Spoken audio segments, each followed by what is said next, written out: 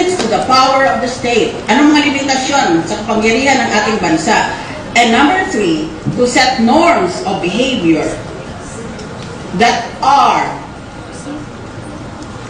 the yardstick of social behavior among the residents. So that if any norm of the Constitution is violated by any law, that law becomes invalid. That is the meaning of the Constitution. That is the meaning of, it is the fundamental law of the land. So what is the meaning of fundamental law? What is the meaning of basic law? Ang ibig sabihin, basta nilabanan mo ang Constitution, guilty ka kaagad, o kaya kung anumang batas ang pinasa mo, invalid yung batas na yon.